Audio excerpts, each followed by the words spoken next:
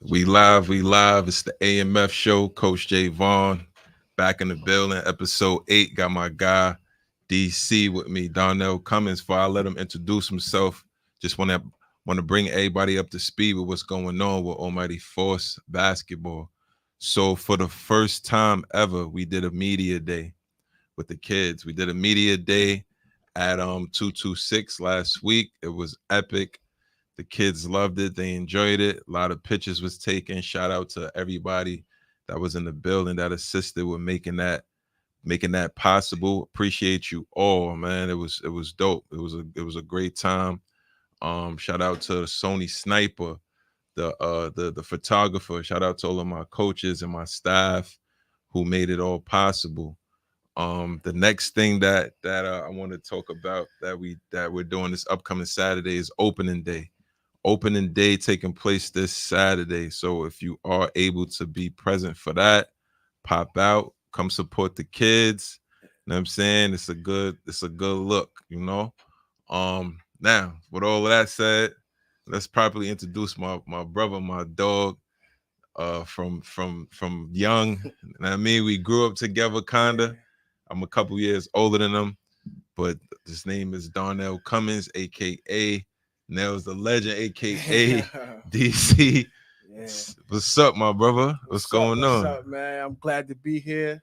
You know, everything you do, I love every platform you got, every platform you're involved with. Appreciate you. It's just everything you touch is legendary. So there's nothing I can say. You know what I'm saying?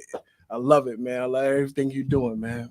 I appreciate you, man. Just let the people know who we talking to. You know what I'm saying? Like, give them a brief description of yourself. Listen, my name is DC. You know, I came a long way, especially through the basketball scene. I love basketball. I love children. I love God. You know, I'm a God-fearing man, and nothing is more enjoyable than watching my kids grow up, watching other people grow up as well, in terms of young to getting old. And I just love life, man. I don't got too many down days, you know, because you know I got a lot of support, and I've been on my own for a long time, so I know the ropes. And I'm just happy to be here, you know. Yeah. It's always grateful, man. I'm 38, man. I'm grateful, man. 38, man. 38 years of living, man. Yeah, man. That's what's up, man. It's been a glory, man. What's up? You gonna play with me in 35 and over league? Oh, of course, man. Of course. Of course. That's what's up, man. Yeah. That's what's up, man. One question that I ask everyone when they come on is, if you had to describe yourself with one word, what would that word be and why?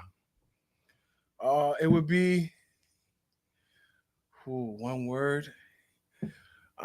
It'd be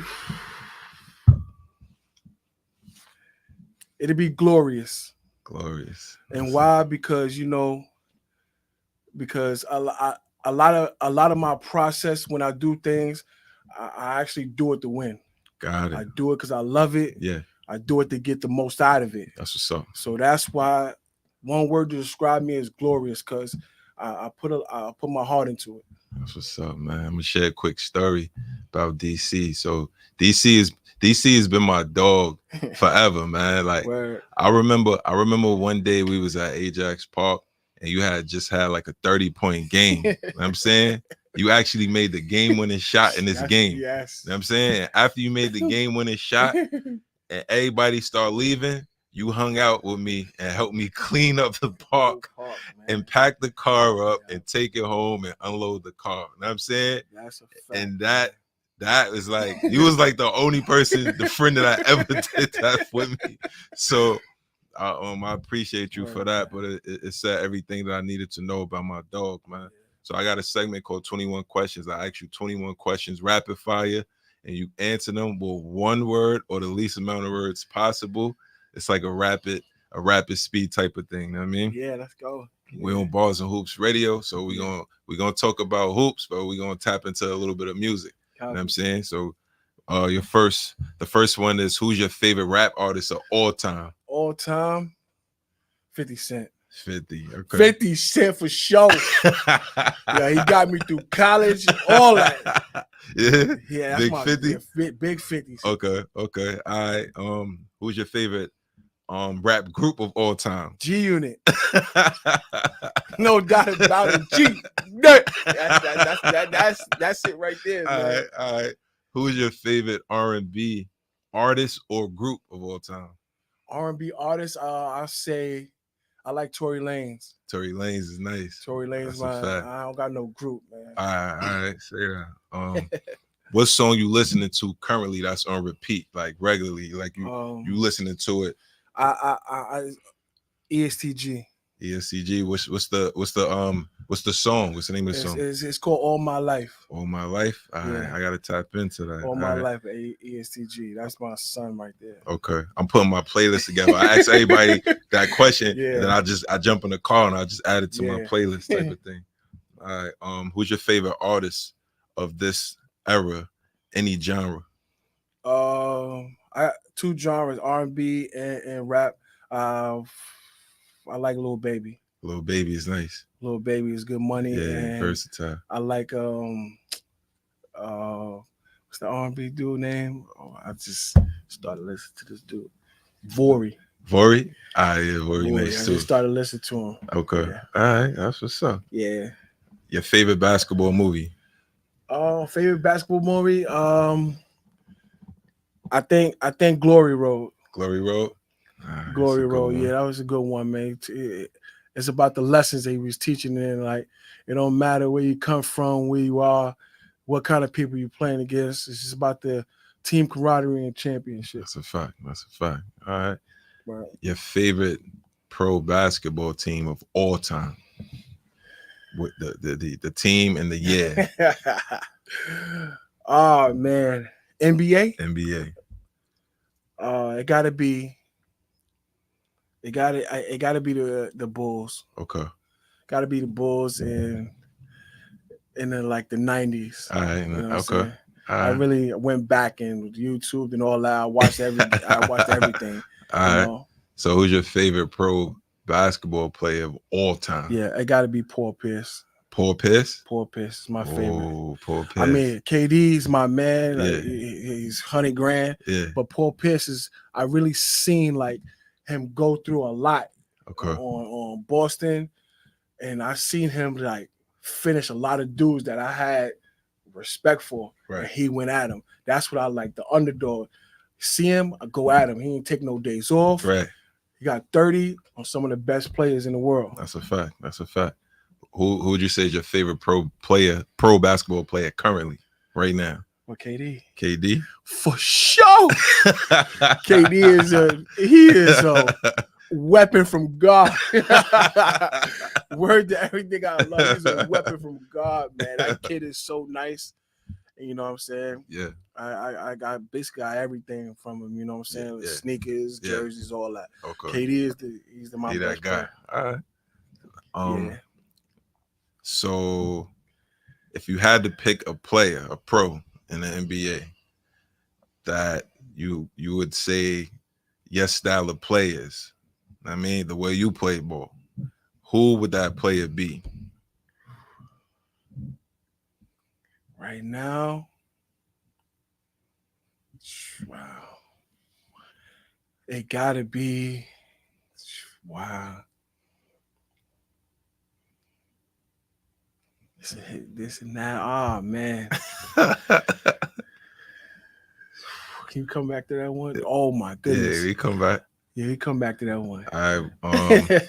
What was your career high? 47. 47. 47. Where and what year? It was in high school. Okay. 47. It was against John Adams. Sheesh. Yeah, I think I was there for that one. At their home. I was there for that one. I was just on a Live was playing. It was just was he guarding you? Yeah. So you gave him all 47 points. Nah, they switched. They got some dude with braids too. What's his name? His cousin. Yeah. I don't know. He had long braids. Yeah. He was fast though, but yeah. I mean, that was just a wrong day for them. That was just a wrong day for them, man. Everything I loved. I had a good day in school. Yeah. You know, had a couple projects due, aced them, Yeah. PowerPoints. Yeah. It was just a wrong day for him. I didn't even tell my coach. I said, listen, man, just give me the ball. I told my team, just give me a rock. Just give you the rock. Just do the plays. Right. I'll know when to finish everybody off. I say no more. We go tap back into that. No, seriously. We gonna tap back into that. That was a bad day for them. Who was the most skilled teammate that you ever played with? Cliffy Kingston. I never saw nobody steal a ball from this brother. Ever. Same. I never saw him have a turnover. And I never saw him turn it over either. I never saw him, but shout out to Cliffy. He's the epitome of a great point guard. Okay. And it's funny because Dion, Cam, and now you, even Jannar said it. Yeah. But shout out to Cliff. Cliff right now is in Canada. coaching his pro basketball team. He a head coach. So congrats to Cliff for that. As soon as he get home, we definitely gonna have him on this show. He's definitely one of my greats in my mind. What's up. So who was the most skilled player that you ever played against? Skilled? Yeah, most skilled, most talented. That you was like, oh nah, this dude is real deal. You playing against him. He on the other end of the team. I saw a lot. You saw a lot. Like Japhett McNeil, he was very skilled, great point guard too. I just like Ja, seen, you know. Okay. Some they all play good. They all play good. They were all skilled because some of them I had a hard time with. Some of them I ain't have a hard time with. All right, cool. Who you got in the finals this year? I like OKC. You like OKC in the finals though? You see OKC in the finals? They top of the spot right now. If they keep working how they working after the All-Star break, they're going to be a big problem, man. Okay. Shy SGA, he is not stopping. Yeah, he's really good. He's not stopping. They give him the ball at the end of the game. Big Canada. But most likely, I mean, it's going to be either Boston or the Bucks or Phoenix and OKC. And OKC. All right. That's what's up. I like it. Yeah. All right. That concludes 21 questions. Now we're gonna get into the legacy, the history, of the legend, my boy DC. Tell the people where you're from, what block, neighborhood you grew up in, your community, and stuff like that. Just talk about that a little bit. I was born in Kings County in Brooklyn. Everybody's born in Brooklyn. Yeah, man. Brooklyn. And I moved to Southside Jamaica, Queens when I was 6. I lived most of my, adult life there. And it was good. It was hard in both places because of the stuff that I was going through in life. But I always, OG always told me since I was young to stay in school, do the right thing, and behave yourself and stuff like that. So that always stuck with me every time that I entered any of those learning centers. So, but I was born in Brooklyn, but I went to Queens when I was 6 years old, and I've been there ever since. All right. So let me ask, when did you start playing basketball? Like what age? I started playing basketball when I was 7. 7. All right. So what age would you say that you got really good? I really got good when I went to junior high school. Okay. What junior high school did you? What elementary and junior high school did you attend? I went to matter of fact, I went to PS 140 in Queens, and we had a game against PS 40, which is Cliff School. Cliff School. Okay. Yeah. So that's the first time I ever met him. I heard about him, but that's the first time I met him because he had like a small entourage. Like they really wanted to see him play. He was tough. He was tough. And what grade was that? We took this was sixth grade. This is Is this the year he's in the newspaper? Yes. The newspaper. He's in the newspaper. Okay. Yeah. So he playing. He getting buckets. I'm getting buckets. And I forgot who won the game. Yeah. But I know that we probably played 5 quarters or something like that. It wasn't one of those type of legal games, It but was like a scrimmage. yeah, they came over here to our school and played. So that's the first time I met Cliff. But you know, he was getting buckets. I was getting buckets too. Okay. Yeah. Outside of school ball in elementary and middle school, which teams did you play for, and which coaches, if you remember any? Yeah, during that time? I played for a lot of coaches.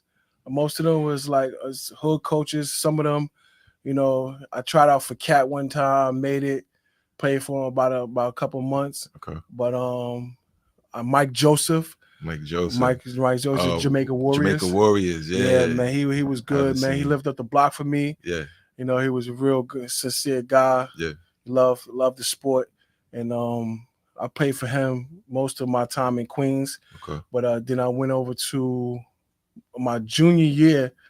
The end of my junior year, I went to play for Christ the King, Sunday Express. Oh, Sunday Express. Right. Chris Martin and them. And, yeah. And we did well. We went to Albany, the Gym Rats tournament. We smoked everybody. Yeah. And that was it. All right. So elementary and middle school, you go to August Martin High School. Yeah. How'd you pick the school? I you know, it's a funny thing why I picked the school. My brother went to Hillcrest, right? Yeah. My brother Kev. Yeah. He went to Hillcrest and he just dominated everything. And I just didn't want to go in that limelight. I want to have my own legacy. Right. You want to create your own. I went to August Martin, and you know, I met some great people. My best friend was there, you know, Jannar. And we just made a pact to just run this city, man. Okay. Any which way we can. So that's what most of my high school was there, and we just. What kind of student was you in the school? I was a scholar. I couldn't let my parents down. I couldn't let my family members down. I just did my work. I studied. Yeah. And you know, I never failed one class. I remember you said that. Never failed one class in my life, even when the teacher was, you know, challenging. But you know, I stayed on course, and that's what's up. I even got 100 in one class in global history. I never heard of nobody getting 100 in global history. Listen, my parent went up there. My parents went up there just to see if they gave me 100. It was real. It was real. They had to check. So she went there. She put on a little coat. Went there. Yeah, I gave him 100. Hey, that's what's up, man. They shook his hand, and I left. They ain't even have to see any other teacher. Right. All right. So growing up in South Jamaica, Queens, you know, it could get a little rough. You know what I mean, Facts. Between school and the community you grew up in, how did you deal with like all of the peer pressure and you know, overcome all of those things and be the scholar student athlete you was? How'd you do that? You know what it was? I'll say this like this because I know it's a slogan. Like, basketball really saved my life. That's all I wanted to do was play basketball. Right. I wanted to get better. However I get better, I even went to some other people's parks, right, where they lived at, yeah, and I, you know, challenged them. Like, I just want to play basketball, so I ain't have a problem with saying no. I'm not doing that. Got you. I'm not going this route. I'm not going with. I had no problem because I knew basketball was basically my ticket after a while. Got you. You mentioned your older brother. He went to Hillcrest. Yeah. Well, is he the reason that you was as talented as you was? Did he drill you? How, like what was that like? Yo, listen, the anticipation of me wanting to beat him all the time. Yeah. And he never let up. That's what made me like, I gotta get another move. I gotta try a different shot. Yeah. I gotta hold the ball longer here. Yeah. Like, he never let up, and I thank him. Right. To this day. I call him on Father's Day. I thank him because he never let up. When we was going through the pain and struggling with getting to the rack and shooting jump shots, right, he would rebound for me. I would rebound for him. Like, he never let up. That's why I really thank him, because I am the way I am because of him, basketball wise. Right. So he was that good. So let me ask you this now. Did you ever beat him? I beat him one time. One time. Yes. How many years? What age? How old was you when you finally got him? I was maybe 16. He was probably 23. And he was not taking it easy. Yeah, I was getting my weight up. I beat him twice. I beat him when I was young in the back of Hillcrest High School. Okay. The back of Hills, in the back, they had hoops. That's and we was just getting into it. I said, "Yo, play me right now." Yeah. And he felt like I really was talking. But you know, he went back there. I balled out, man. I beat him, yo. He ain't talked to me all the way home. So couple years later, 3 o'clock in the morning. 3 o'clock in the morning in front of Baisley Projects in the back over there, they bought the new hoops. Yeah, I said, "Yo, let's play again right now." We walked all the way, tied our sneakers on. We walked all of the Baisley Projects. What's the ages at this time? Now, this was when I was after high school. I was. So you like in college now? Yeah. So I'm like, all right, let's go. Yeah, let's go. That's probably my junior senior year. Okay, I was going back up. Okay. And I was it, man. I was getting at him. I was getting at him. And he was like, "Yo, I gotta pass the torch, man." Oh, he passed it. Okay. Passed the torch. There's nothing I could do. All right. That's what's up. We talked about high school real quick. I just want to back up a little bit and let's start from your freshman year through your senior year in terms of your basketball career. Like, you just gotta tell them what you was doing, because I was at some of the games. I saw it for myself. I remember the newspaper clippings. I remember all of that. I was there, but I need you to talk about that a little bit. So my freshman year, you know, they had tryouts. One of the I sort of point guard for the varsity team. Okay. Laquan. My boy Lay. Shout out to my boy Lay. What's up, man? I see you humble. Do your thing, you know what I'm saying? I saw you say just stay straight, man. Go to class and stuff like that. Yeah. You know what I'm saying? So I was like, all right, you know, I ain't know him like that. Yeah. But I was like, all right, I'm gonna take heed, you know what I'm saying? Yeah. He was leading me in the right direction. Right. So I went to JV practice. Mm-hmm. And I'm just like, oh man, I see the competition. I'm just like, I'm gonna stay quiet. I'm gonna just kill them, and then that's it. So one play I did an in and out cross. Yeah. And they clapped the ball, like the backboard. Yeah. I clapped it so hard that the coach blew the whistle, like, "You don't belong here."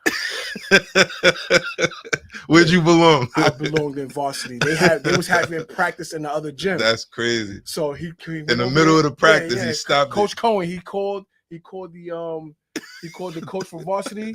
He said, "Yo, he belongs with you." Wow. I went in there practicing. They was practicing. Yeah. I went in there, first play, and then I clapped it again. Bow. He was like, "Oh yeah, you're in the right place." We got one. So you was playing varsity as a freshman, and did you start? Did you get a lot? Started. And you started. I started in varsity my freshman year. That's fire. I never looked back, man. That's the thing about it. All that work I put in the summertime. Yeah. All the work that I put in different parks and stuff like that, banging with them. Right. It just wasn't. Useless to go back. Right. All right. So that's freshman. That's freshman. You're starting as a freshman. What you doing your sophomore year? Because Laquan, he was a senior. Yep.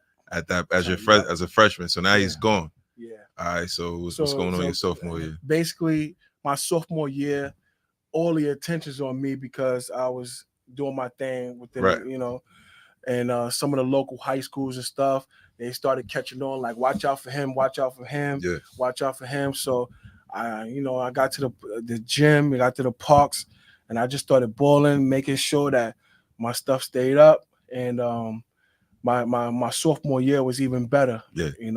We played Curtis. Maybe we played Curtis High School my sophomore year in the playoffs and in my junior year. Okay. In the playoffs. So that's fine. We was trying to get up there. All right. So you had a great sophomore year. Yeah. Now you're a junior. Superb. That's why I kind of laid down the law. That's when you laid it. That's when I kind of laid down the law, because I knew I had to get to college. You knew it. Okay. I knew I had to Okay. get to college, so All right. I had to do whatever I had to do Right. to get there. So I was You was playing on a mission. basketball, and I went to AAU for Sunday Express. Yeah. I tried to get out there. Right. Obviously, it was too late because you usually play AAU when you're younger. Like and we stuff started like that. as a young guy. I started late, so I wasn't expecting much glory from coaches and stuff because Right. they haven't seen me play since I was young. But Okay. I was willing to take that risk to Okay. get in there. And you was going at everybody. Everybody I could get my hands on. I remember. Everybody. Remember that.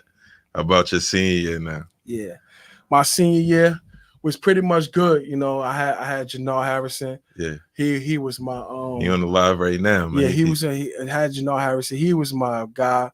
That's also my best friend right in the whole wide world. Yeah. He really helped me. You know what I'm saying? Some games I was down, some games he was up. Yeah. Like we really did that together. That's what's up. Man. You know what I'm saying? We went Shout out different to my routes. boy Dot. Mm-hmm. Yeah, we went different routes, but it always went well for us. You know what I'm saying? Because we put in work. Yeah. We put in work. Now when Janelle was up here, he pretty much said the same thing. He's explaining it the same way you're explaining it. Yeah. But I also had another gentleman who was here who said my brother Kim. He said when y'all went at it, he said he had his way, man.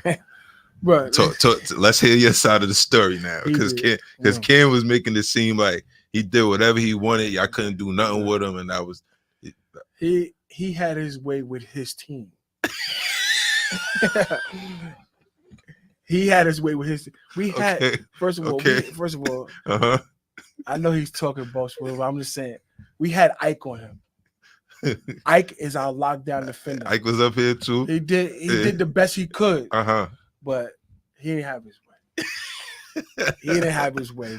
So what kind of game was that when y'all went up against each other? We was in the Queens. We was in the Queens semifinals at John Brown High School. Okay.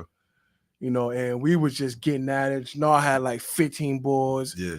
I had like 27. Yeah. I had like 28. Yeah. Like we was getting to it. And they had Sky. Mm-hmm. They had Vic Morris. They had their squad. So yeah. I mean, that's a lot. That they got to share the ball a lot. Yeah. It was just me and Janelle. Right. You know what I'm saying? So shout out to Ken. That's my man. You know what I'm saying? But that's what's up. We definitely had our way in Queens too. Yeah. That's just I saw it. I mean, I was coming to your games. Yeah. All right, so you graduate high school. What's the next step? Yeah, so I graduated high school. So when I went to college, I went to junior college upstate in Rochester, New York, Monroe Community College. Yeah. My SAT grades didn't match up. So I had to take that route. Okay. And Ron Eclario, that coach of Cardozo, yeah, he made a call. On your behalf. I didn't know he made that call. That's dope. He made that call for me, and he reached out to somebody, and I went on a visit to Canisius College. Yeah. And I went on a visit to what's that college up there? Canisius, and they wear white and green. I forgot the name of it. It was a while ago, but I ended up going the junior college route. Yeah. And I definitely made the best of that. Yeah. And I see the real difference why junior college and a regular 4-year school. Yeah. It is a big difference, but I got through it. Okay. All right. It's a big difference in what sense? Like basketball wise, or in terms of basketball wise too. Uh-huh. The competition was different. It was different. Like but when I got to my 4-year school, Adelphi, that's when the competition was excellent. Gotcha. Everybody had a job to do, and they played basketball the right way. Right. And I had a lot of success at both places. That's what's up. I was reading up on your on the Delphi's website. I mean, you throw your name in it, they got a nice big spread right up about you, man. Yeah. So let's talk about that experience real quick, man. You holding on to some records and stuff like that over there. Yeah, definitely. I did my thing at Adelphi my first year. I just wasn't playing around with nobody, Yeah. I had to get there and fit in fast Yeah. with the seniors that was already there, Got it. and the sophomore and the juniors that was already there. Right. So I had to really show them what it was about. That's And I had some good players that came from the city up there and Adelphi, and it was glorious. I scored 1,000 points. okay. And, 1,000 points in 2 scored years. there in 2 years. In 2 years. 1,000 points in 2 years, man. Yeah. A lot of people was doing 1,000. It take them years to do, man. 2 years, man. 1,000 points, man. Let's talk about this game when you hit all these 3-pointers. Oh man. yeah, that was in junior college, my senior year in junior college. When we had went to Alfred State. Okay. We had went to Alfred State, Yeah. and it was dead cold up there. So I said, I'm gonna heat this up.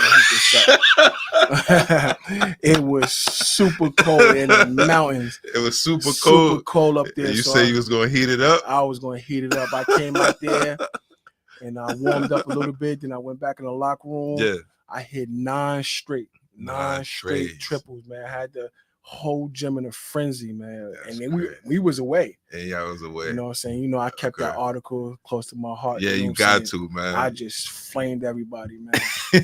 Bring them up. And That's what's up. They loved it. They loved it too. That's what's up. All right, so you do the 2 years school, you go to Adelphi to do your last 2. Yeah. So what's after that? What do you do immediately after college? After college, I decided, I went to me and Janelle, we went to a combine in Winston-Salem, North Carolina. Yeah. And we was trying to get into overseas. Yeah. You know what I'm saying? They got, 1 or 2 of my games taped on the center court. Yeah. And they never reached back out to me. So, okay. I said I had to make some money. I had to, get a job and stuff like that. Right. And I started working, and that's how some of those stages started happening. Okay. So at any point did you play any like professional leagues or teams, anything like that? Nah.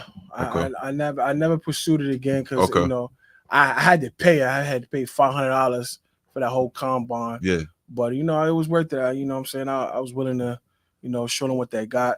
And they matter of fact, I think they told you maybe one of them, they said they took somebody else that was ready in overseas. Oh, he was there already. He did the same thing I did, but he was taller.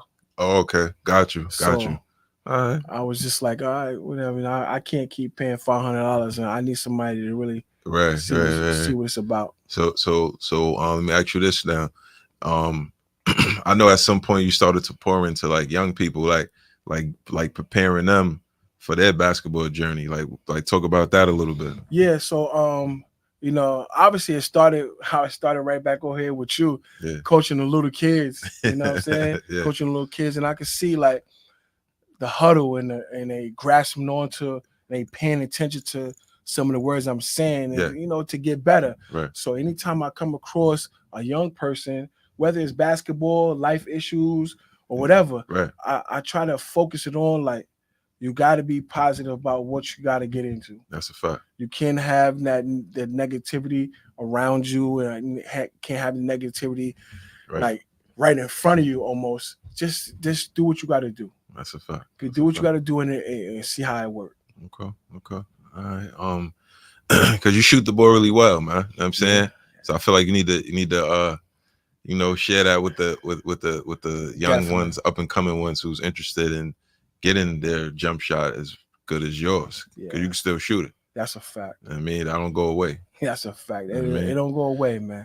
So all you old 40 and over, it's me for real. It's real. A little slower, but I'm gonna gun you still down. Got it, right? I'll gun you down, man. All right, cool. Let's talk about Almighty Force and Ajax Park real quick. You know what I mean? Your most memorable experience, whether it was you watching or you was part of that experience, like I got memorable. 2. Okay, let's hit them. I used to like when Militime played every Sunday. Yeah, Militime. They was going at it with everybody. They was going at it, everybody. Yeah. You know what I'm saying? That's one of my memorable ones watching. Yeah. You know what I'm saying? They was really a good team. Yeah. really a good team. They stuck together. They all showed up, Right. and that's one of my memorable ones because they really was serving everybody. They really was serving everybody. Yeah. I think they went 2 years in a row. Bro, yep. They went 2 years in a row until And you know that got me mad. Yeah, so. yeah. That got me mad. So What was your next one? You said my most memorable one is when we had, I think it was the last one. We had an All-Star game. Everybody thought the Stars was going to, do their thing. Everybody thought, give it to him, give it to him.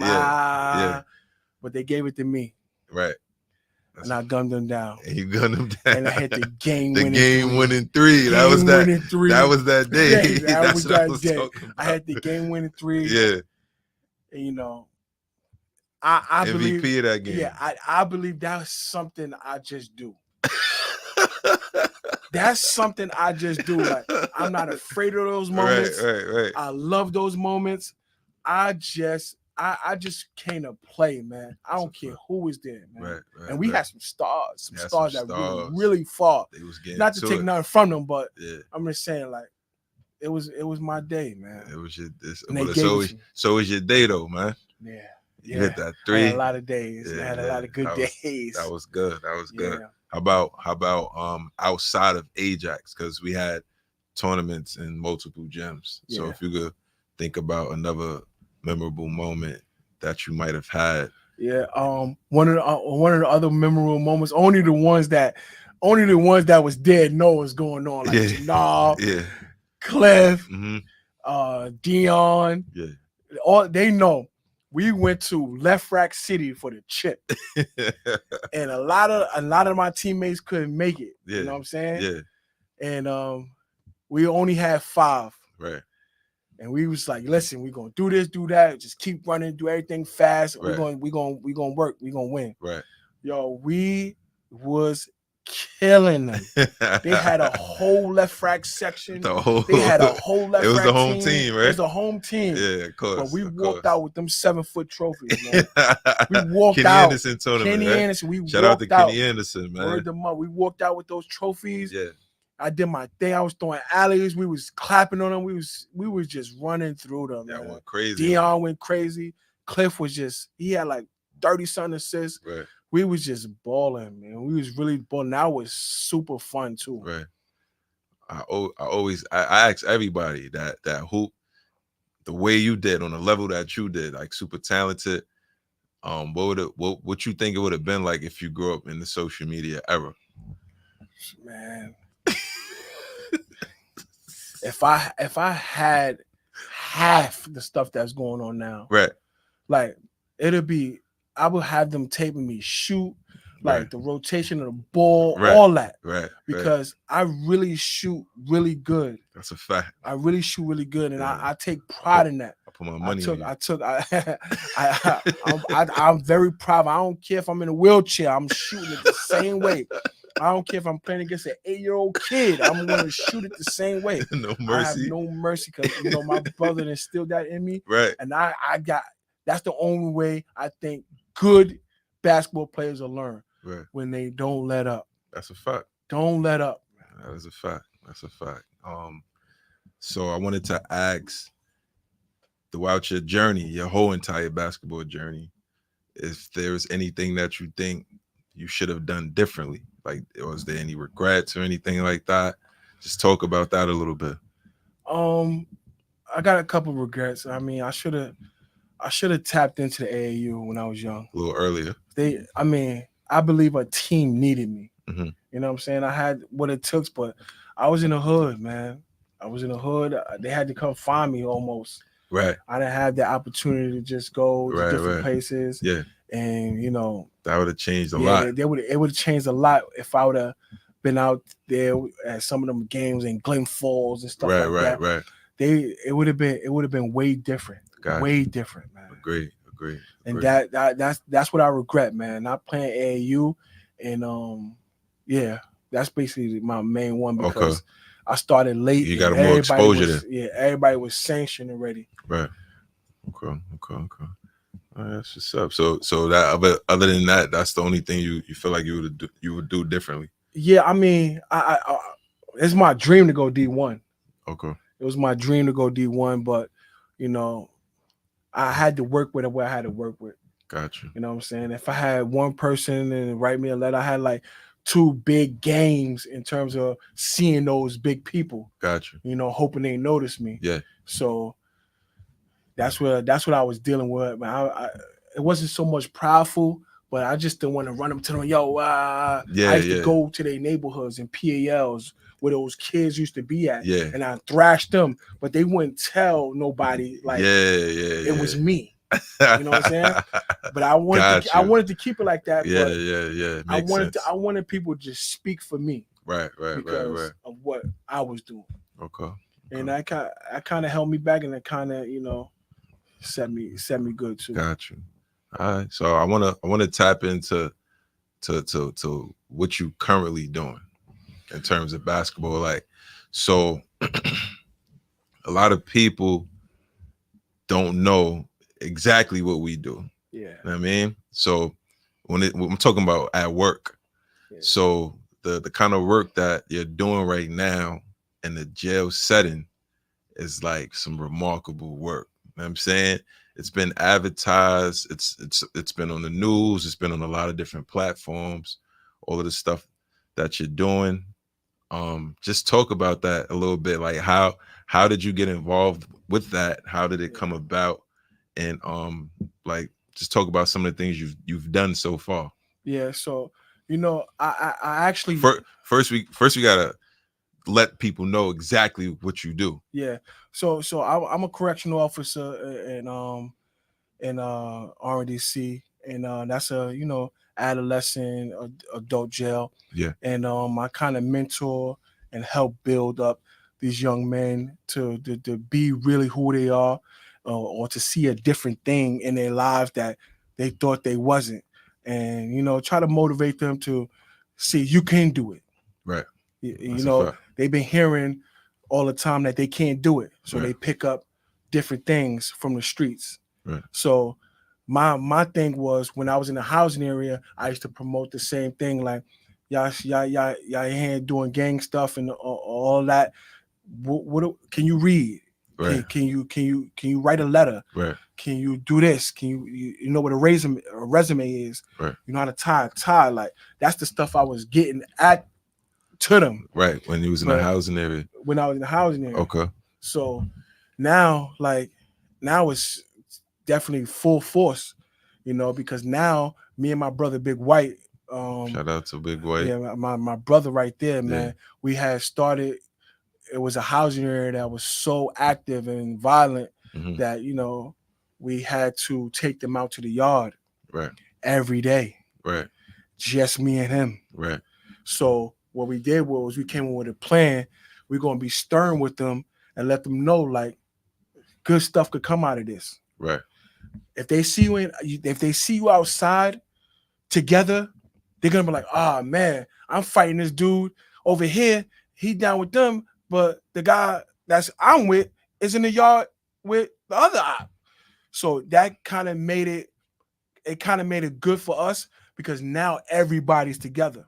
Right. Everybody, Which is it- like it's impossible in impossible. a jail setting to Yes. have different different gangs, different gang streets members together. around each other. So right. what we did was we created a basketball team with the kids that we brought out to the yard. Right. So that's how it really started. Legendary. And then when that started picking up, Mhm. and then everybody started hearing about it, Right. they wanted to be on Team White or Team DC. Right. And everybody was one Team DC, everybody one Team White. So we decided to start a game. Okay.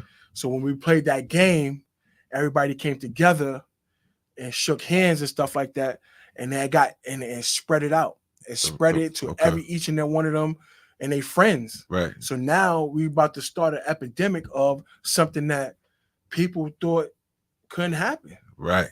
Right. We walking in the hallways with them, and they like they together, like, yes, because you gotta have faith in what you believe in. True. You have to take a chance. That's how you get further in the jail setting Right. by taking chances. Have to. You have to take a chance. If it go well, it go well. If it go bad, now we know. Right. You know, but we try to prevent it from not going bad if we do.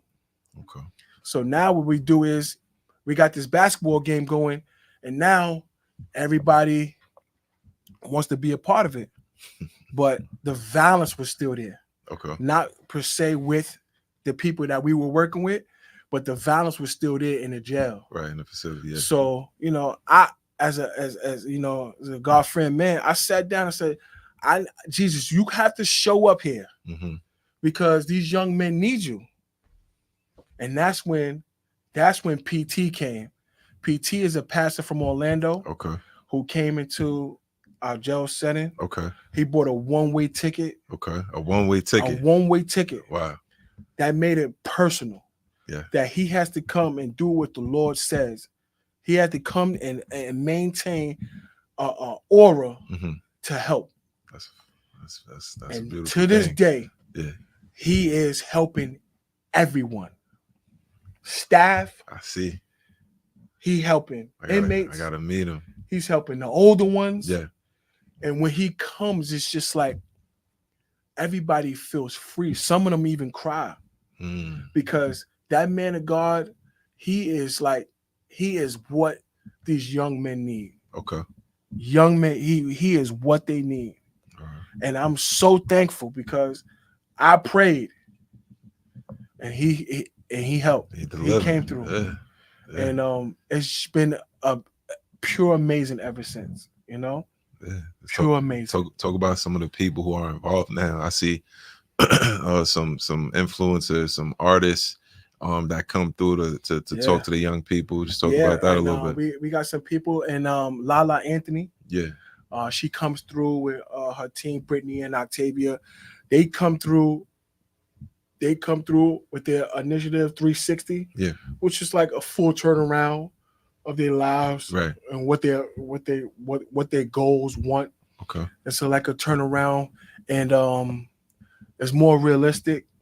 Is more, you know, getting back into the community, right, the right way. Right. So when some of the young people go home, yes, they're going home to something different from going home to absolutely something different. That's beautiful. One of the kids that got out, he got a full scholarship. Wow. To Columbia University, an Ivy League school. Wow. That's dope. To promote the stuff that he wants and solid to his heart. That's dope, man. You know, and now we playing. We get to the fun part. Yeah, get to the now fun part. We got teams that are coming from outside into the jails to play these young men. That's dope. We had Carmelo's 19 in the other team. We had 2 or 3 college teams, like off season. Didn't Melo's son come there and play? Came, hit the game winner. Wow. He was down. We pressed him. Yeah. Went to hit the game winner. You know, Lala bought Little Baby. Okay. Little Baby came, spoke to the kids, and it's just been glorified every step of the way. You That's know, dope, man. And this is what I want to be a part of, because I remember one time I was helping you, pack up the stuff, and you said, "Yo, DC, you could be a great CO." That's a fact. And I was like, I don't know what you're talking about, and you man. know it's crazy because what you're doing, I had the opportunity to be a part of earlier in my career there, where we was shout out to Jamal Davis, because he put me in a position where I was able to coach and run basketball tournaments and clinics and stuff like that. So it was dope. You know what I'm saying? Yeah. So to now see my boy who I damn near was begging to become a CO, come be a CO, because I know you're gonna do well. You know what I'm saying? And you come in there and you're thriving, man. And I love to see it. That's so I'm happy. Man. I'm happy. I get interviewed by some of these people that Pastor Tim brings, or Lala brings. She brought CNN the other last week, right? And it's just like I'm really expressing how I really feel about helping these young men. And the biggest thing was, my mother told me on the phone. She said, "You are not a CO. you are there to help those kids. And I broke down crying Right. because I'm really a people's person. Like Yeah, you're gonna smile when I come into you're gonna smile when I come in that's the a room. fact. That's a fact. You know what I'm saying? I just don't like seeing people down, Yeah, knowing that I got the spirit filled and I can help you. that's a fact. So Always been like that, always man. been like that. Since So a kid though, like, know yeah, what I mean? yeah. That's a So beautiful thing, yeah. man. So I'm Keep just it up. here. I'm just here to make sure everything goes accordingly to the will of God, man. That's it. That's what's up, man. And congrats, man. We got to get some of these college coaches and some of these pro coaches to come and see these boys hoop. I Yeah, mean, because it's a man. lot of talent there, and they're gonna be home. They're gonna be going home soon. So Yeah. we want to kind of set them up right. So they going home to something to do what they love to do. Yeah, definitely, mean? definitely, man. It'll be in place soon enough. It'll be in place. That's a fact, man. That's good work, man. Shout out to Yeah. my boy DC, man. I knew he was gonna do good. Yeah. I told you It's he be was good, gonna man. do I well, know, man. And we had the opportunity to be partners Yeah. for a good Mhm. year too. Know what I'm saying? Yeah. So that was fun too, man. Like that's the only thing I miss about that setting. You know what I Yeah. mean? So shout out to you, shout out to Big White, Yeah. and everybody that's involved in that, Yeah. everybody that's behind it and supports it. That's a great initiative, and I know for a fact that it's gonna work. It will work because it worked in the past. I don't know why certain people got in a position and felt like they should go opposite of what worked. Yeah. But that's a whole different discussion that we're not even going to talk about. Yeah. Where you see yourself 5 years from now? 5 years from now, I see myself. I'll still be a CEO, and I just want more property. More property. I know you're on your second or third house or something like that. I just right? want more property because it feels real good. It feels good owning because raised in the projects, went to another projects. Mhm. Like we wasn't. My expectation was 21 years. Mhm. Then stuff will start happening to me. Right. I'm 38 now. Right. And I'm so grateful. I'm so proud of myself, and I'm proud of my kids. Yeah. You know what I'm saying? And that's how stuff works. It works well together when you pray and you have a good support system. That's a fact. I see myself in the next 5 years owning some more property and giving back for sure. Back. Okay, that's what's up, man. I can see that too. What advice do you have for parents of student athletes? I mean, the parents who want to support their children in the sport that they're playing, because you are a parent of a child who's playing a sport. So we talking, and you're coaching young men. Man. So what kind of advice would you give to the parents in terms of being able to support in that child in any way, or any advice that you will give them? First of all, support your child. All right, support him, not the decisions that he makes in terms of what sport he want to play, but support him in everything you do. Second of all, you have to be able to tell your child you has to do schoolwork first. Schoolwork comes before Schoolwork everything. come first. If your child cannot read or write or do math problems, it is a setback.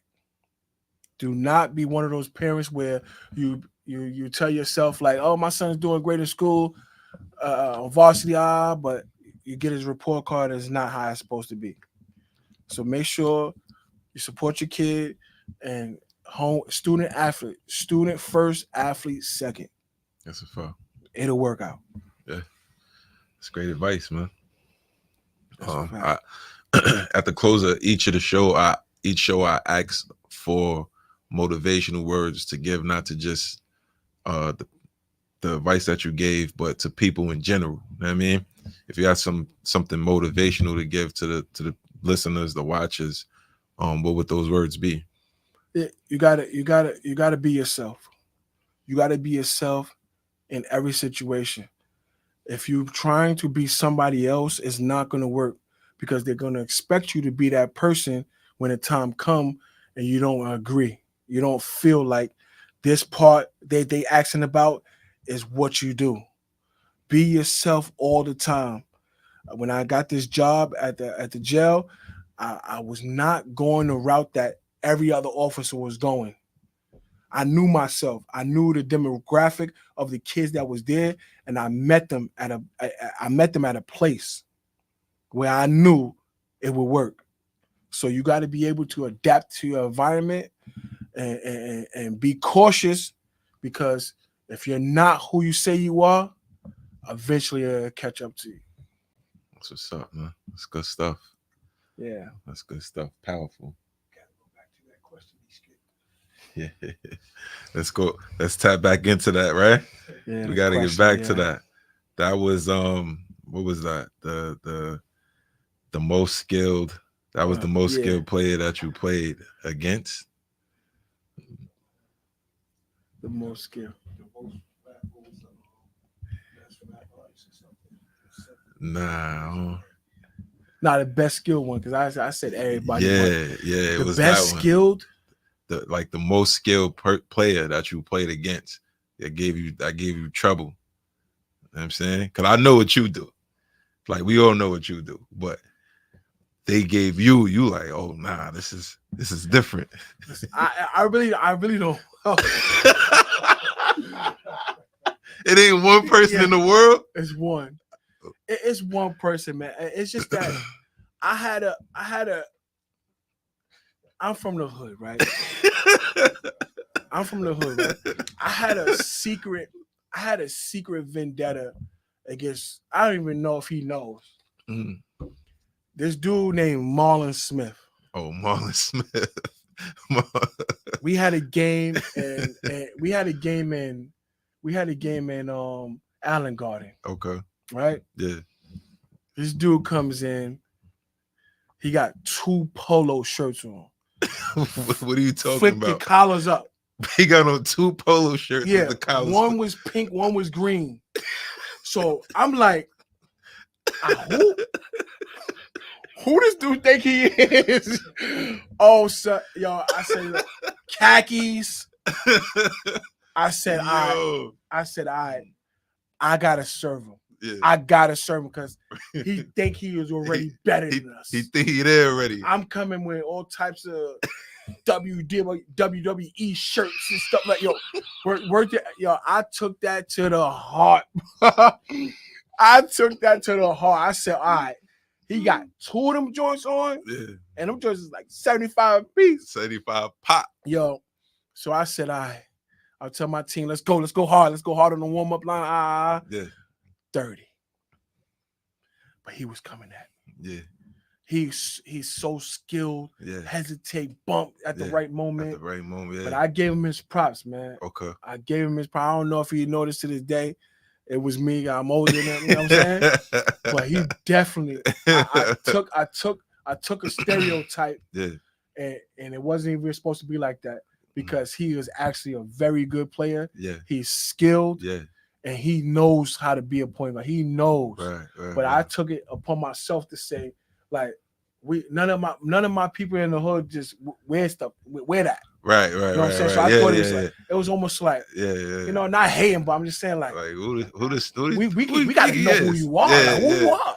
Okay. So that was one of the things that really stuck with me. I don't know if a lot of people know, but that was one of the exclusive ones that he was very skilled, man. I had like 30, he had like 26. That dude is tough. He was kind of equal. He was tough. Yeah, he was good, man. Couple, like everybody who I brought up here so far, like in our age bracket, they all mention him as him being one of them guys. You know what I'm saying? He was good money, man. He was good. And I didn't want to stereotype him like that, but he ended up being. So, but you gave him 30. Yeah, but he came at you. Yeah. So I went 30 for. I was scoring at an unbelievable rate. Unbelievable rate.